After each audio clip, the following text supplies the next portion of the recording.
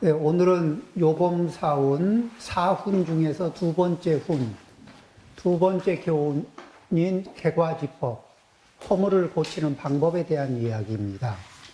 첫 번째가 어떻게 해야 운명을 바꿀 수 있는가? 보통 사람들은 상수의 의지에서 살아가는데, 이제 지혜로운 분들은 변수를 만들면서 산다. 그러면 상수는 평소 쓰던 번뇌 망상을 쓰면서 살면 상수를 벗어날 수 없고, 마음을 고요하게 하고 욕망의 구속으로부터 벗어나게 되면, 그러면 이제 그 변수를 쓸 수 있는 힘이 생기는 거예요. 자, 오늘 이제 다뤄야 하는 내용을 큰 틀에서 한번 보겠습니다. 이게 이렇게 좋은 연필도 이렇게 켜놓은 상태에서 오래 가면 마르죠. 이것도 이제 넣어놓으면 희망이 있을려나 모르겠네요. 자, 우리는 또 색감 있는 거 좋아합니다. 첫 번째가 이제 이 운명을 바라보는 관점이죠. 그러니까 인명이라는 게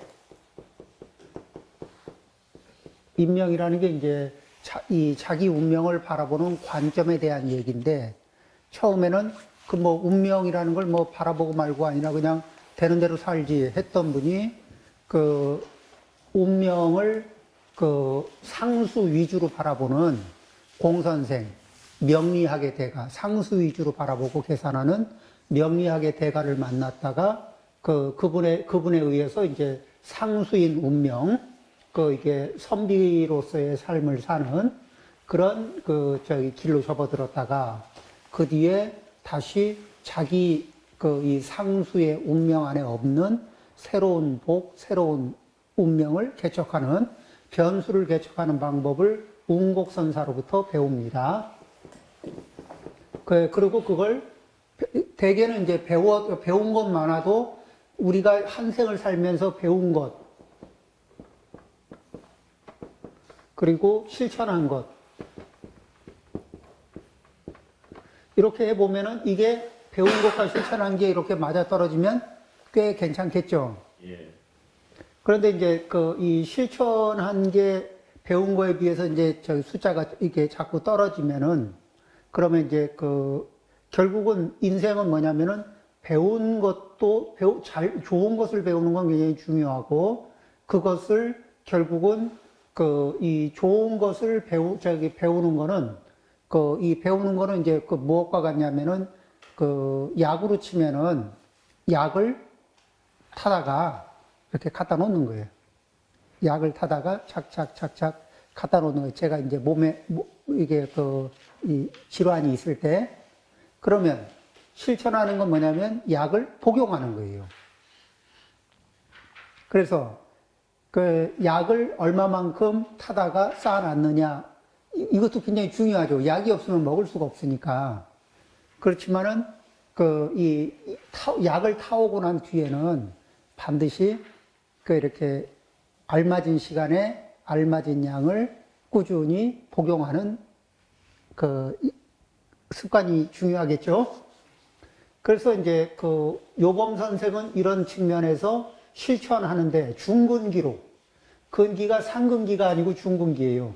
우리가 경전에서 만나는 이게 부처님 제자들은 보통 상근기, 중근기, 하근기, 그러면 최상승 근기들도 있고, 그리고 기본이 상근기야.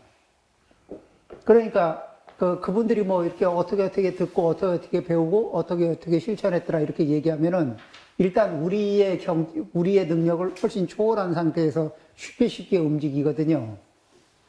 그런데 우리는 해보면은 노력을 많이 하면 결과가 나오고, 노력을 적게 하고서 결과를 바라보면 잘 안 나오고, 이러면 이제 우리의 실천력이 한 중근기 정도 되는 거거든. 그런데 요범 선생이 딱 중근기예요. 그래서 이게 근기가 비슷하니까 이분이 실천해 간 방향이 우리도 해볼 만한 방향이에요. 그리고 이분이 했던 거를 우리도 하면은 우리도 결과적으로는 좋은 이제 결과를 갖겠죠. 두 번째가 이제 객과지법인데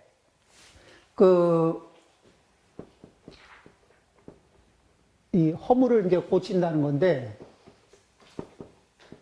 그런데 이제 객과인데 여기에는 이렇게 가닥을 쳐보면은 어떤 게 있냐면은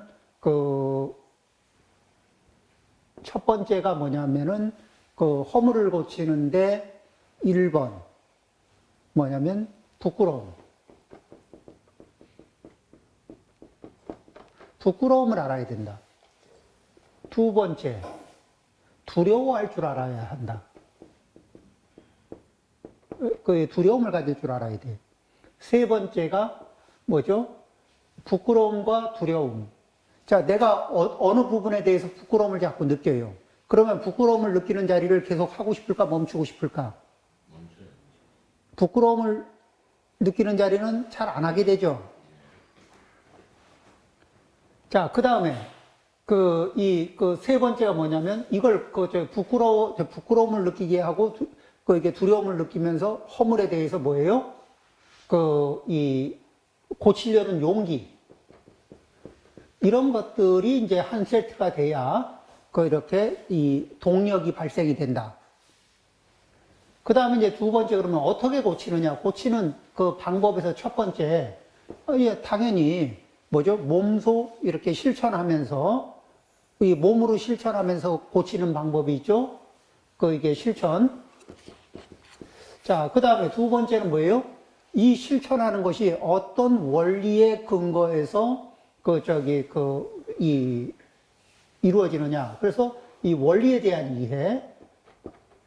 그 다음에 세 번째가 뭐냐면, 이 허물이 발생되는 자리가 어디고 고쳐지는 자리가 어디냐. 마음이라는 겁니다. 그래서 마음으로부터 고쳐야 된다. 그래서 이제 그 다음에 그렇게 하면은 이렇게 해서 허물을 고치고 나면은 허물을 고친 효험이라는 게 있어요. 그래서 이게 요것이 뭐냐면 이제 객과지법. 허물을 고치면 허물을 고치는 방법을 얘기하면서 전달하려고 하는 요범 선생의 이제 의도가 순서적으로 얘기하면 무엇을 부끄러워할 건가? 부끄러워하는 법을 알기. 그 다음에 두려워할 줄 알기. 그리고 어떻게 용기를 낼 것인가. 이런 문제 고치는 데 있어서 그 다음에 고칠 때 어떤 사람은 어떤 식으로 실천했고 어떤 사람은 어떤 식으로 실천했고 이런 게 있겠죠. 그리고 그 실천의 원리, 어떤 원리를 기반으로 하면서 이치적으로 이해할 것인가. 그리고 중심점은 허물이 발생되고 선업이 발생되는 그 시작점은 어디인가. 그리고 그것을 잘 고쳤을 때 나타나는 효험은 어디 있나. 이런 것이 이제 전체적인 그림입니다. 그럼 전체적인 그림을 이렇게 대략 그리고 이제 하나하나 이야기를 해보겠습니다.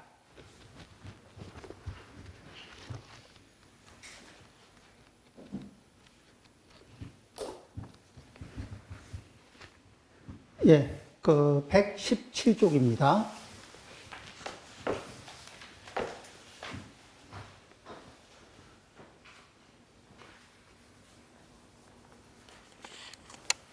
자, 여기 춘추 시대에 중국은 여러 작은 나라들로 나뉘어져 있었다. 이 나라의 많은 권위 있는 고문들은 대부라고 하는 고문들, 대부의 그런 이제 어떤 사람의 언행을 보고 그의 장래의 행운이나 불운을 정확히 예언할 수 있었다. 이 많은 것들이 춘추에 기록되어 있다. 그런데 이런 이제 춘추라는 것이 나오고, 그 춘추는 그 공자님이 노나라의 역사를, 노나라의 이제 역사를, 왕실 역사를 정리한 거예요. 그런데 노나라가 우리나라의 우리나라의 이렇게 국정에 대한 기록을 정리하다 보면 우리나라가 일본하고의 관계, 중국하고의 관계, 미국하고의 관계도 다 나올 수 있죠. 그러니까 노나라 중심으로 해서 중국 역사를 들여다볼 수 있는 그런 게 이제 춘추인 거예요.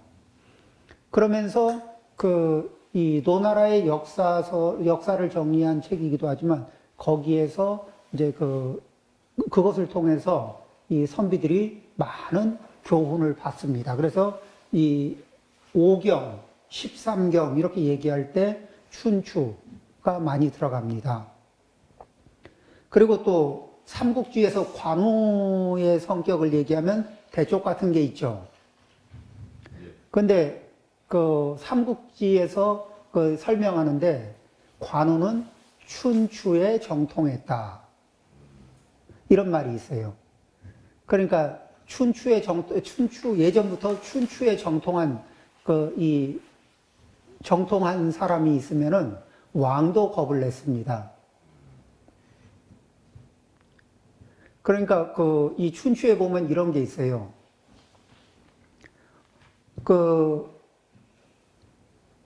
같은 이제 어느 왕이 어떤 일을 했다. 이렇게 얘기를 쓰기도 하고요. 그 다음에 아무개 씨가 무슨 일을 했다. 이렇게도 써요. 근데 그게 같은 어느 왕인데 아무개 씨로 써요. 그럼 이 말은 뭐냐면은 어떤 일은 어느 왕이 무슨 일을 했다. 이렇게도 쓰고 하나는 아무개가 어떤 일을 했다. 이렇게 써요. 그럼 이 말은 뭐냐면은 왕이 왕값을 하면서 행동한 거는 왕이 했다 그러고 왕이지만 왕값을 못했을 때는 왕답지 못한 행동을 했을 때는 그냥 이름을 써버려요. 그러니까 굉장히 단순하게 간단하게 기술한 것 같지만은 거기에서 평가가 이미 다 들어가는 거죠. 그런 춘추 필법을 물려받아서 말을 하는 사람 보면은 이렇게 좀 허물이 있는 사람들은 겁이 좀 나겠어요? 안 나겠어요? 자, 이제 어쨌든 그런데 춘추가 나오니까 춘추 시대 때 인물 하나를 얘기해 볼까요? 중국에는 사마천이라고 하는 사기를 썼던 대단한 인물이 있습니다. 학식으로 보나 문장력으로 보나 중국의 챔피언입니다.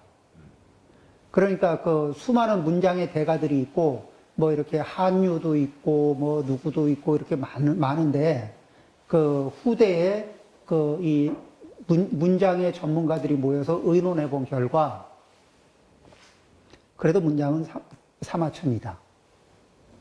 중국 제1의 문장가는 사마천이다. 이렇게 이제 결론이 났어요.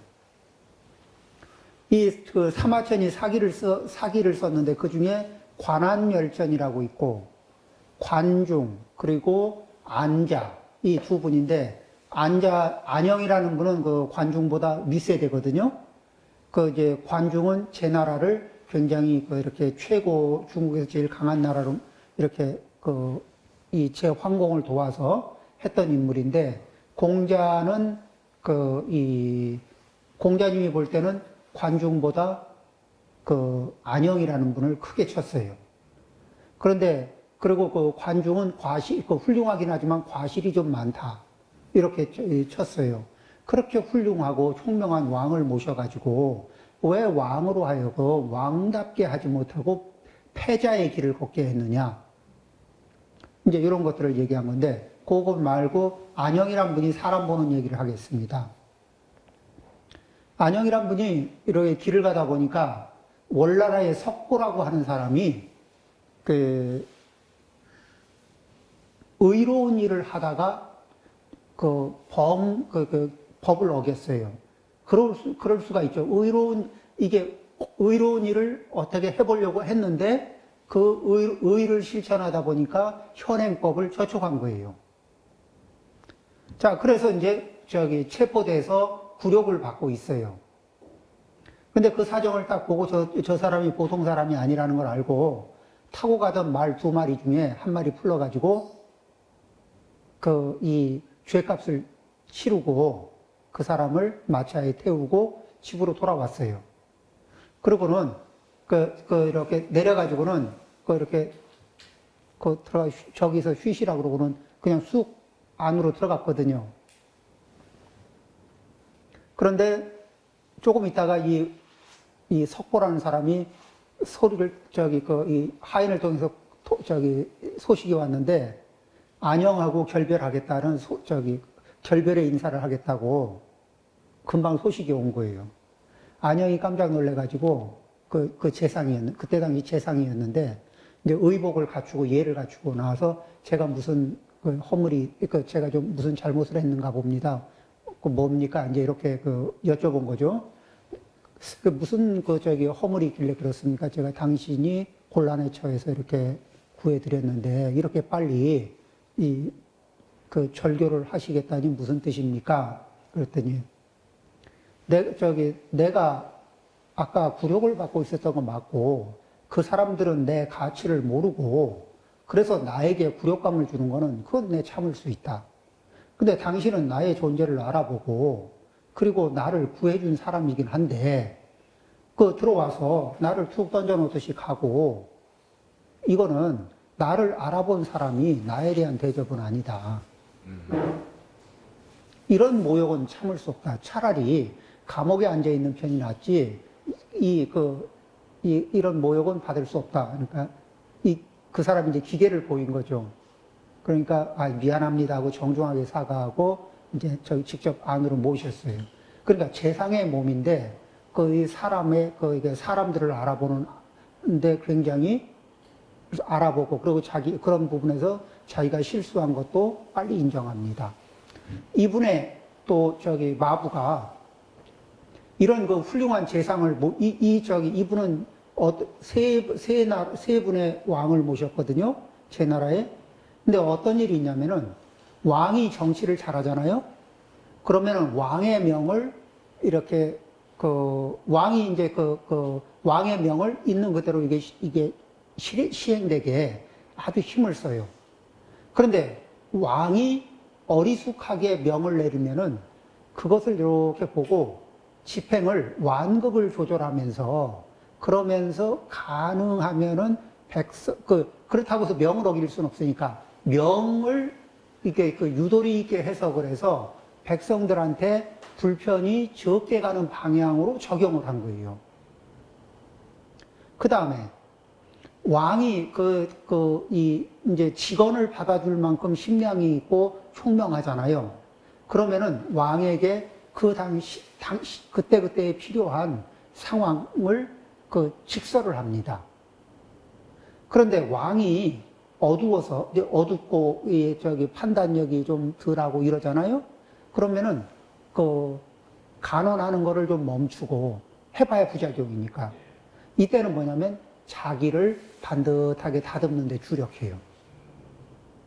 그래서 다른 사람의 시비거리를 안 만들고 조용하게 자기를 다듬는 쪽으로 주력하고 또 왕이 총명함을 발휘하면 직언도 하고 왕이 올바른 명령을 내리면 힘써 실천하고 왕이 어리석은 명령을 내리면은 최대한 유도리를 발휘해서 백성들에게 피해가 적게 가는 방향으로 실천을 했습니다. 이래서 제 나라 사람들이 다 좋아해요. 그런데 키가 좀 작거든, 이 안영이라는 사람은.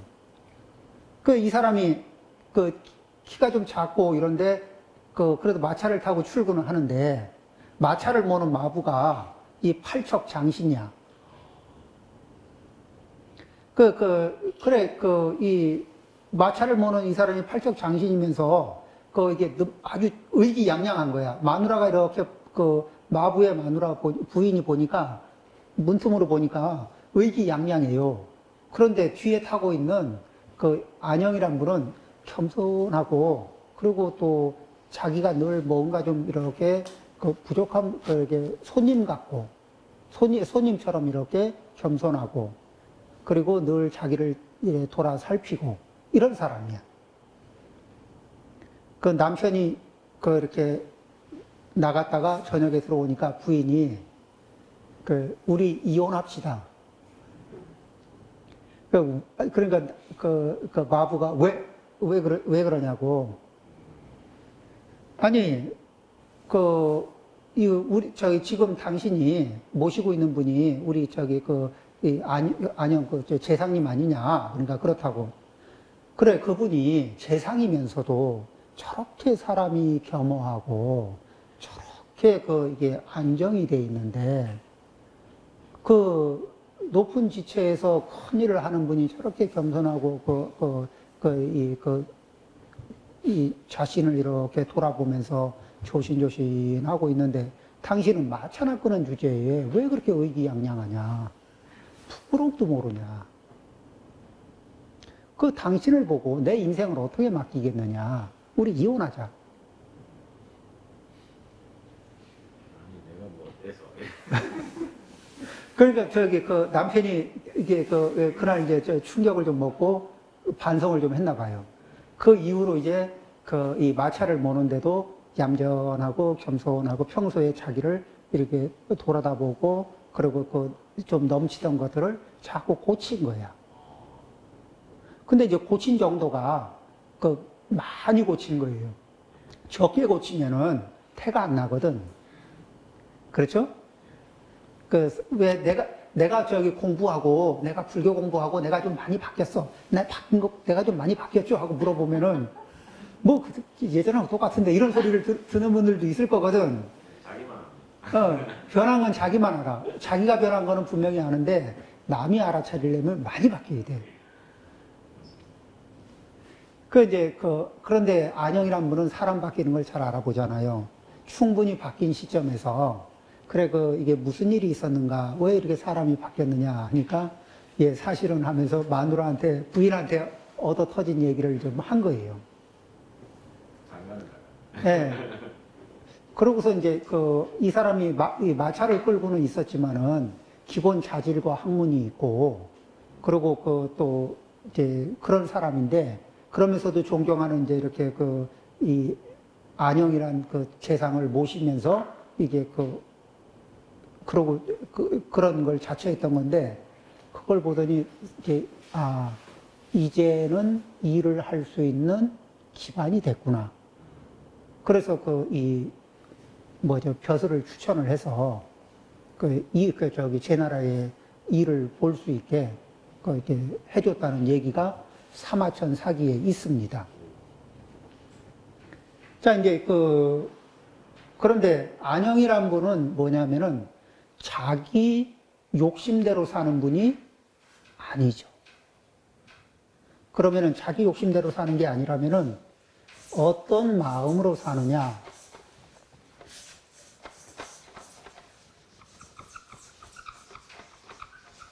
우리는 이제 이게 부처님법을 배우면서 우리는 항상 이 희망을 가져야 되는데, 진하다. 이제 아상에 대해서 다시 한번 이 아상은 내 존재가 제일 소중하죠.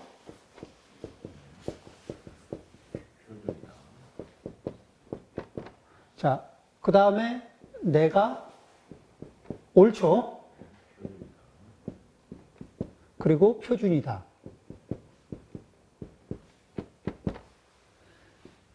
그리고 나는 간섭을 받고 싶을까, 안 받고 싶을까?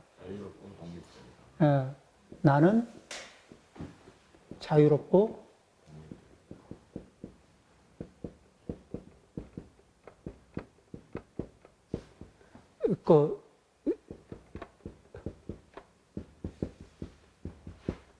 존재다. 존재이고 싶은 거지. 네 번째,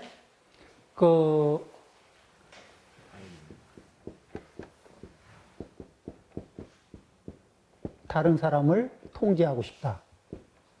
지배하고 싶은 거죠. 통제, 지배. 지배로 해볼까요?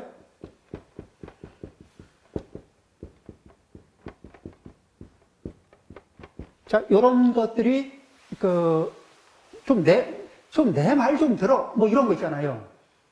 이런 마음 있죠.